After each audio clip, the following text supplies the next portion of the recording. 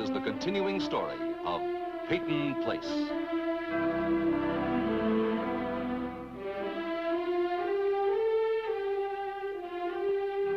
Starring Dorothy Malone as Constance Mackenzie, Warner Anderson as Matthew Swain, Ed Nelson as Michael Rossi, and Mia Farrow as Allison Mackenzie.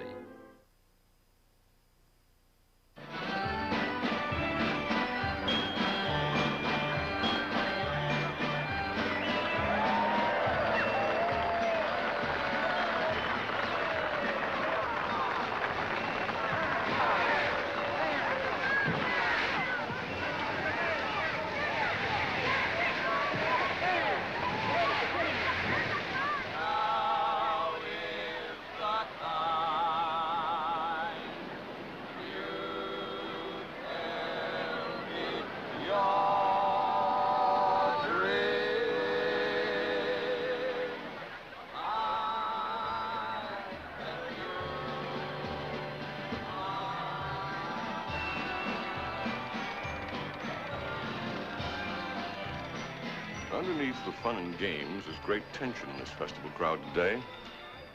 George and Julie Anderson are here together, but so is Leslie Harrington. And Allison Mackenzie and Rodney Harrington are here together, but so is Betty Anderson.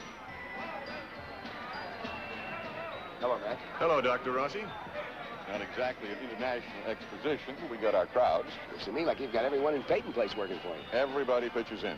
I'll tell you what, we may have a job for you on Founders Day in, say, 8 or 10 years. Do you think I'll make the grade by then? Well, we New Englanders move very fast. Well, Betty, you know you're liable for arrest and prosecution. What? There's an ordinance against frowning on Founders Day. Oh, Doing anything special? I'm supposed to be working the food booth. You forget that. I'm assigning you to our young doctor here today. Hey, Matt, the cotton candy machine is stuck. We can't turn it off. And you're not allowing him to get within 10 paces of anything slightly sour. I'll try, Mr. Swain. Hey, Matt! All right.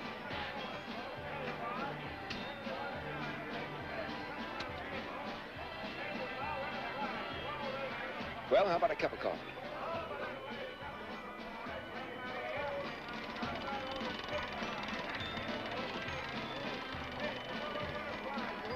Hey, how about a cup of coffee, eh? Come on. Let's look over this way.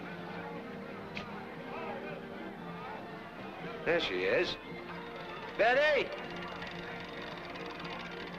She didn't hear me. What's she doing with him, anyway? Who, George? Betty, with the new doctor. They're headed toward the wharf. George, I think we might need some help back in the rummage booth. What does he want with her? I don't like this, Julie. Oh, please, George, there's nothing to get excited about. I don't want him talking to her. For heaven's sakes, George, Dr. Rossi's a very nice man. Well, then let him be nice during his office hours. Doctors are always on call. Are you throwing it up to me, Julie? Oh, no, George. I paid him for taking care of you the other night, so as far as I'm concerned, the incident is closed. All right. Whatever you say, George. I lost my temper. I'm sorry. But it wouldn't have happened if I hadn't been fresh out of pills. Then get some more, George. Ask Dr. Rossi. He'll give you a prescription. I don't want the whole world knowing about it, Julie.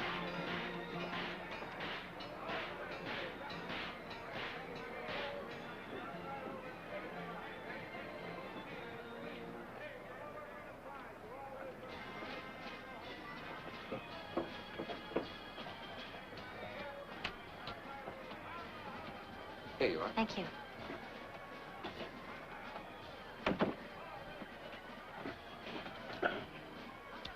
Would it help you to know you're not the first girl that's ever been in trouble? How much comfort is it? Did you tell your mother? She promised she wouldn't tell anyone. And your father? Not my father. Dr. Rossi, he mustn't know ever. You don't know him. Well, I'm beginning to. Have you thought about telling Rodney? He's here, Doctor. You saw. Allison Mackenzie. Are you going to tell him? I want to, only... Only what? Rodney will think I'm trying to trap him. He has responsibilities, Betty. I'm sure he'll do what's expected of him. I don't want Rodney that way. He'd hate me. His father hates me now. And Mr. Harrington knows? No. But he said something about me that night at the mill. He must have. Right after that, Rodney changed. You're not sure of that? I wish I were. If he said, I'd know what Mr. Harrington said. Well, there's one way you could find out. Ask him. Look, Betty, no matter what you do, you have to remember both you and Rod have certain responsibilities, not only to yourselves. All right, now come on, drink out. Doctor's orders.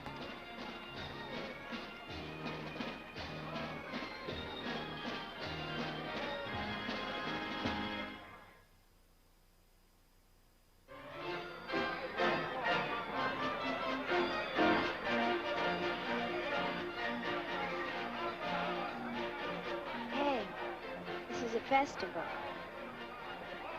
I'm sorry. I'm sorry you got stuck with such a drag. You want to stay? Of course I do. Well, that sounds like a first-class citizen of Peyton Place, junior grade. Anyway, if your Uncle Matt saw us running away, we'd probably wind up in the stock. Hey, come on. Before we take a step further, I'm going to find out what kind of an eye you have. Not very good, I guess. Well, we'll fix that.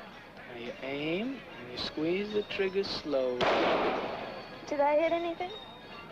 Fortunately, no. Do you see that thing at the end of the barrel? Yeah. Well, that's a sight. Of what?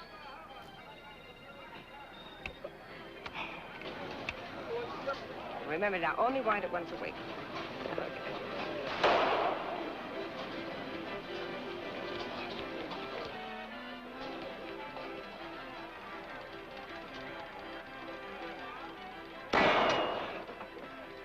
I'd never realized how lovely Alice is.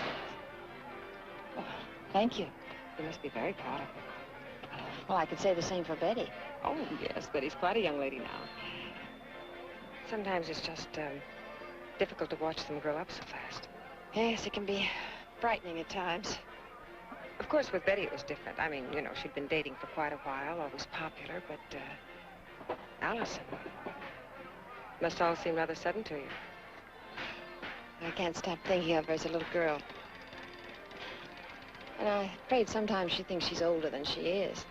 Well, she's not a baby, Constance. I mean, no one would ever accuse Rodney Harrington of being a babysitter. No, no one can accuse Rodney of that. Oh, I mean, he can be very nice, absolutely wonderful. He has charm. All the Harrington men do. Yes, but we know how to handle that kind of charm, don't we? Does Alice? Maybe she's not as mature as she thinks she is, but perhaps she's older than I think of her. Oh, Julie, we have to let them go, don't we?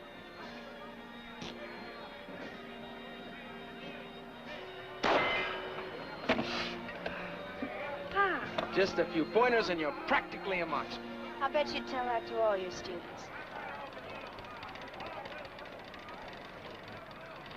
Rodney? All of a sudden, it hit me. I want to teach you everything I can.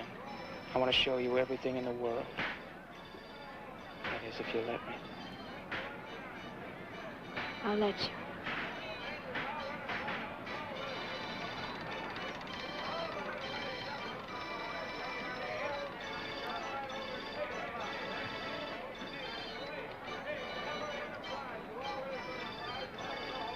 Come on. Come on.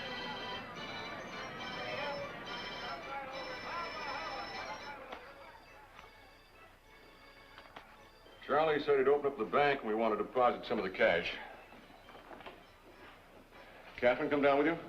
No, Catherine had one of her attacks at lunch. Too bad. Anything serious? My wife's attacks are never serious. We try to bear up. Well, I'll make the rounds and see if anyone needs cash. Oh, Betty, I was just going to look for you. They need you at the food booth now. Well, can't it wait, Mr. Swain? I want to see Mr. Harrington. Oh. See you later, Les.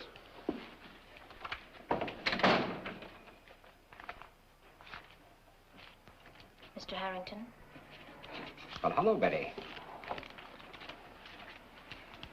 I have to talk to you, Mr. Harrington. There's something I've got to know. Why don't you like me? Why, Betty, whatever gave you that idea? I do like you, Betty. I think you're a very attractive young woman. Something's happened to Rodney and me. Why, Mr. Harrington? What did you tell him that night? What night? When Rodney went up to your office at the mill.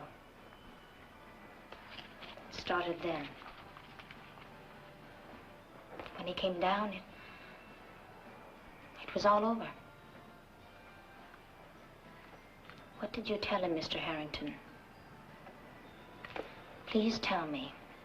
I have a right to know. Betty, you're just imagining things. Believe me, I said nothing at all to Rod. We didn't even mention you. If you don't believe me, ask your mother. She was right there in the room.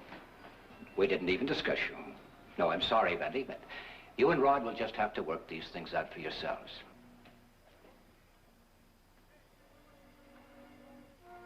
Mr. Harrington,